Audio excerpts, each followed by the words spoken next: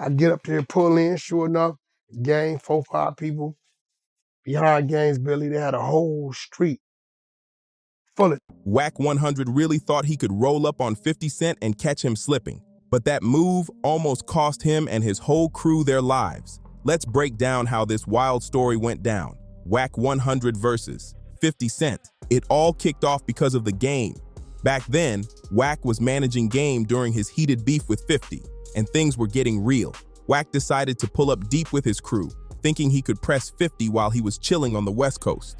Now, Wack 100's name carries serious weight in LA. He used to be tight with Suge Knight during the Death Row Records days, so his street rep was solid. The first time Wack met Game, he was still linked up with Suge's, and Game thought things were about to go sideways fast. Word is some of Wack's people had Game cornered in the streets, ready to throw hands right there in LA. Then Wack pulled up to the scene, and the block was packed with dudes looking to jump Game. It was chaos waiting to happen. At that time, Game and Suge were beefing hard since Game was signed to Dr. Dre, and according to rumors, Suge once even yanked Game off stage and slapped him around in front of everyone. What a mess. Then came the track Game Over 2 with Yuckmouth throwing some wild shots. He straight up rapped, "Nigga ain't from the hood, your first album went wood, and every week you getting slapped by Suge. Come to the Bay, man, them T's gonna spray." That was pure disrespect. Game didn't fire back at Yuckmouth directly, but he slid some slick lines in on another track. On that song, Game said, "My bitch and R.A. Last but not least, my gangster chick from Compton, always in and out of jail and stuff. She tried to burn me," said Snoop stole Chronic from Doc, blew up the whole West Coast, even tried to mess with Pac. Those lyrics had people talking. Everyone in the industry knew Wack 100 was still tight with Suge Knight back then. So when Wack pulled up to that street where Game was surrounded, Game really thought it was his last moment. But then Suge himself pulled up too, and the whole vibe got tense. Luckily, Wack stepped in and kept things from exploding. He made sure no one got touched that night. Everyone backed off and left the block, but Wack stayed behind to talk things out with Game. That conversation changed a lot. We came to understanding. They left, dispersed. I went and introduced myself to Game, shook his hand, he shook mine, we got on. A few months later, Wack started managing a new artist named Stacey Adams and reached out to Game again, trying to get him on a feature. That move ended up reconnecting them in a way nobody expected. Back then, Game's head of security was a dude from the bounty hunter Watts Bloods named 2 T's. Wack already knew him, so he hit him up and arranged a meeting with Game. Wack rolled up to the studio, and Game kept it real. He pulled out $10,000 cash from his own pocket and laid it down, saying he'd do the feature for free. That moment flipped everything. From there, Wack officially started managing Game, and even Game rapped about it on a track from Stacey Adams saying, "That nigga Wack got my number and came through." Then Game spit some more about that day. Now let me tell you the type of stuff Game do. He walked in the booth while I was spitting, gave me 10,000, couldn't even finish his sentence. I ain't owe him nothing, but real recognized real. Now we like 2 red-nosed pits. Cross him, you gotta cross me. That line showed how deep their bond ran. Game and Wack got real tight after that, and Wack was always down to back Game up, especially during the G-Unit beef with 50 Cent. By the time Wack jumped in, the drama between Game and 50 had already been going for years. Things got messy fast, leading to an actual shootout in the streets. 50 had already kicked Game out of G-Unit and even dissed him live on the radio. The tension was explosive. After that New York shootout, both 50 and Game kept firing shots, not just lyrically, but even in public. Everyone knew 50 was built for this. He came from the streets and had survived getting shot 9 times, so you couldn't just scare him.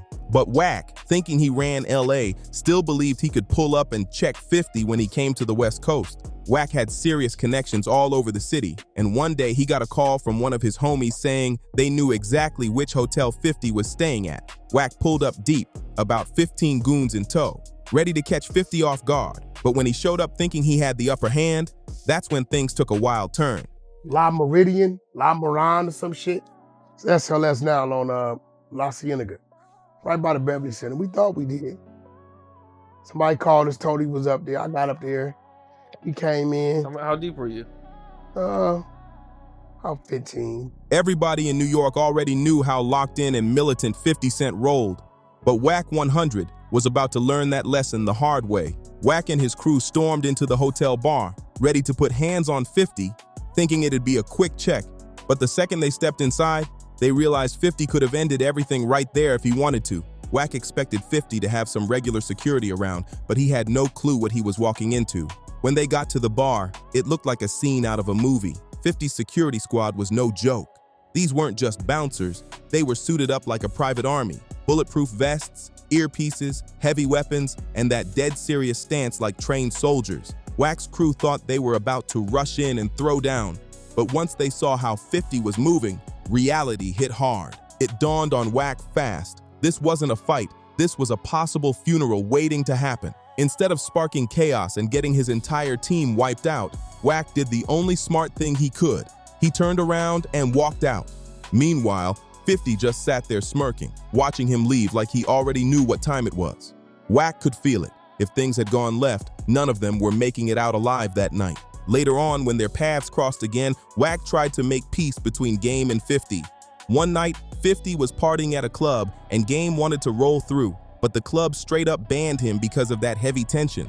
That's when Wack stepped in. He went down to the club himself, talked to the owner, and convinced him to let Game inside so he could face 50 man-to-man. It was a bold move, and everyone held their breath to see what would happen next. Wack finally chopped it up with 50 Cent and told him straight, Game didn't want any more drama. Hearing that, 50 cooled down and told the club owner to go ahead and let Game and his people inside.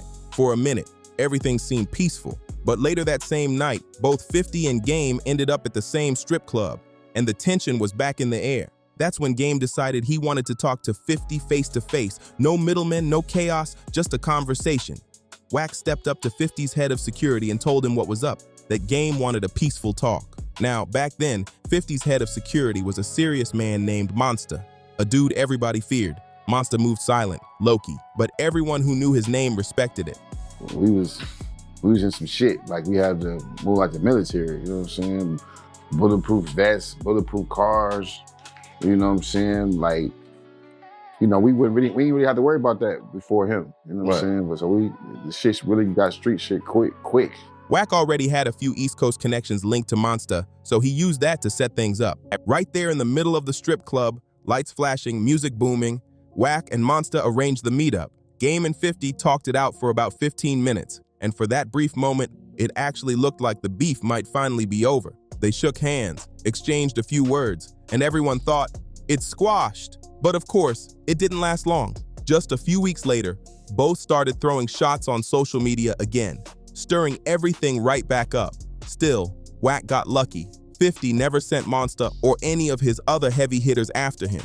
Monster was 50's head of security for years, but the man stayed mysterious. Almost nothing about him is public. What people do know, though, is this.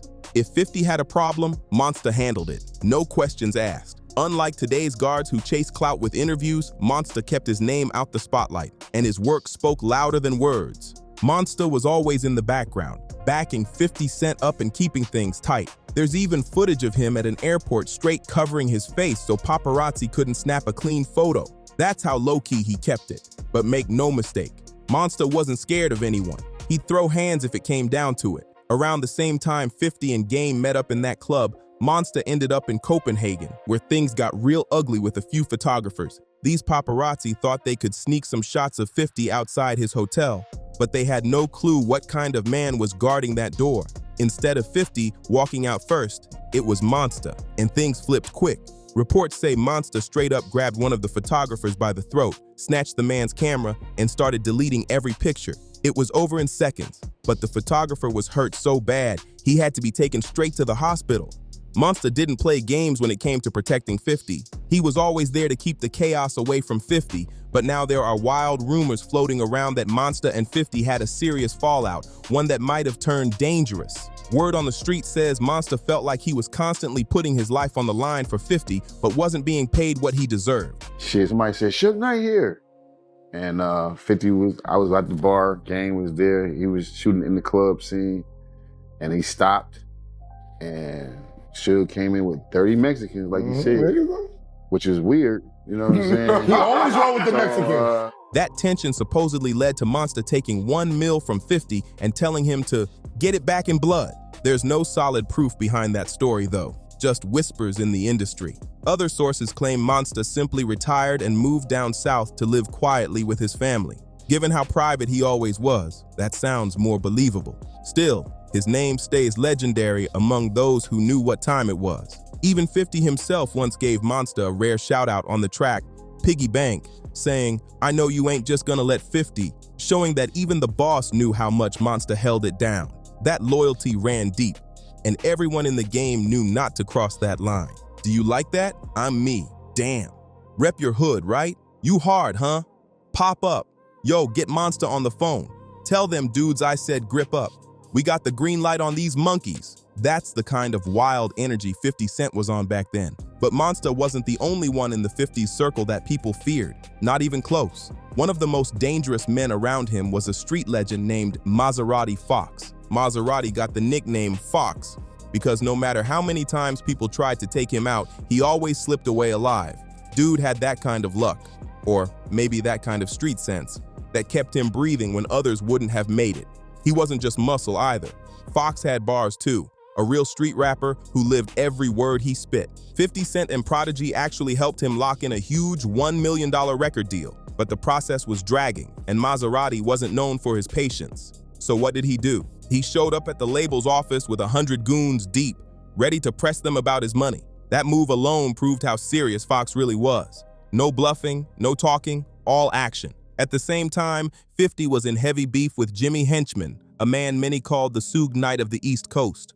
People were terrified of Jimmy. His name rang out in every corner of New York. He was allegedly tied to the Tupac shooting and had a reputation for handling business the grim way.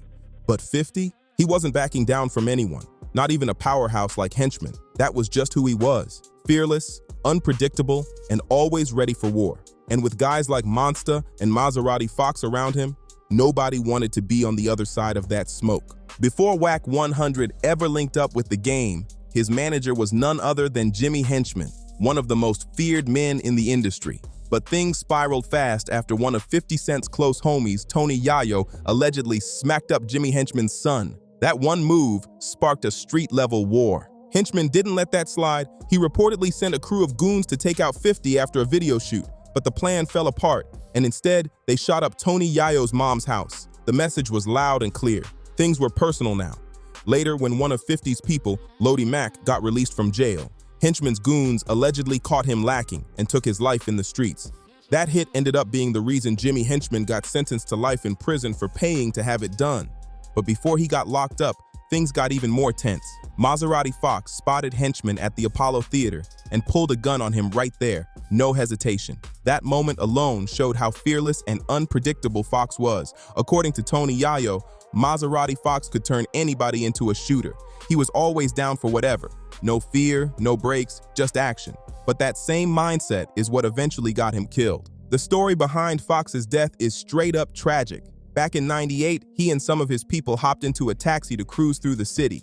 Out of nowhere, Fox saw a group of guys he had old beef with and told the driver to pull over. He jumped out, ready to confront them, and started arguing in the street. When he came back to the cab, he told his crew, "They violated me," and that line would end up haunting everyone who heard it. Maserati wasn't the type to let disrespect slide. When he said, "That guy dissed me," he meant payback was coming. He and his crew jumped out and started shooting right there in the street. Bullets went flying in every direction, and in the chaos, a tragic mistake happened. An innocent man named Curtis Scott got hit in the head and lost his life instantly. Moments later, Curtis's brother, Jamal Scott, heard the gunfire and ran outside, only to see his brother's body lying on the ground. It was a heartbreaking scene that would come back around years later. After that, Maserati Fox ended up spending 16 years behind bars, and even after getting out, his life stayed rough. He was reportedly shot 5 different times, surviving each one like he was bulletproof. 50 Cent really tried to help him flip his life around and make it in the rap game, but Fox couldn't stay out of trouble. The streets kept pulling him back in. By 2014, Maserati had just come home from another bid. He was sitting in a car with a few friends, just cooling off, thinking the past was finally behind him. But what he didn't know was that Jamal Scott, the brother of the man who got killed years before, had been quietly waiting for revenge. Out of nowhere, Jamal allegedly walked up to the car and started firing. Maserati was hit multiple times, stumbled out of the car trying to escape, but collapsed in the street and died right there. The whole thing went down fast, and it was over in seconds. 50 Cent was crushed. He'd been trying to guide Fox away from that kind of ending. In fact, When Maserati's stepdaughter was tragically killed while riding a city bus in Queens, 50 even paid for her funeral, showing that his loyalty ran deep, even in tragedy. People feared Maserati because he was unpredictable. No one ever knew what move he'd make next. But honestly, most of 50's crew moved like a real army, especially after 50 signed his deal with Dr. Dre. Once that happened, everybody had to start playing it smart. Bizarre from D12 even said that after 50 linked up with Dre, the whole squad started rocking bulletproof vests and riding around in armored cars. That's how serious it got. They weren't just rappers anymore, they were living like soldiers in the middle of a war zone. 50 Cent was never the type to back down, not from anybody. Even when Suge Knight showed up at one of his video shoots rolling deep with about 30 goons, 50 stood his ground like it was nothing. At that time, Suge still had heavy tension with Dr. Dre, ever since Dre left Death Row Records to start his own label. So when Dre signed 50, Suge took that as pure disrespect and decided to pull up to the set to test him. According to Bizarre from D12, everyone was working on the video when somebody ran in yelling that Suge Knight's outside. The whole place went crazy. People were panicking, scattering, not wanting to get caught in whatever was about to go down. But 50? He didn't flinch for a second. He walked straight outside, looked Suge dead in the eye, and said, "What's up?" Right there, Suge realized he wasn't dealing with just another rapper. 50 wasn't scared of him or his whole crew. Seeing that energy, Suge and his 30 men just turned around and left without saying a single word. Nobody expected that ending. And then, just a couple of years later, the tension came full circle when Suge's own guy got stabbed by one of 50's crew at the Vibe Awards. It was clear, no matter who tried to test 50 Cent, he always met pressure with pressure. When Dr. Dre was about to step on stage and accept his Lifetime Achievement Award, the night took a wild turn. Out of nowhere, a man named Jimmy Johnson rushed the stage and tried to swing on Dre. Word on the street was that Suge Knight had allegedly paid Jimmy $5,000 to put hands on Dre. Pure setup energy. But what Suge didn't plan for was that 50 Cent and the whole G-Unit crew were already locked in and ready for anything. The second Jimmy threw that punch, Young Buck, one of 50's artists, jumped in without hesitation. He pulled out a blade and stabbed Jimmy so bad that one of his lungs collapsed right there on the spot. It was chaos everywhere, cameras flashing, people screaming, security scrambling. But one thing was clear: you don't mess with 50's circle. Over the years, 50 has faced off with some of the toughest and most feared names in both the streets and the rap game. And somehow, he always comes out on top. That's exactly why dudes like Wack 100 think twice before trying to test him. Because 50 doesn't fold under pressure, he feeds off it. If you're loving this wild story, don't forget to like, subscribe, share, and drop a comment below. Tell us what moment shocked you the most.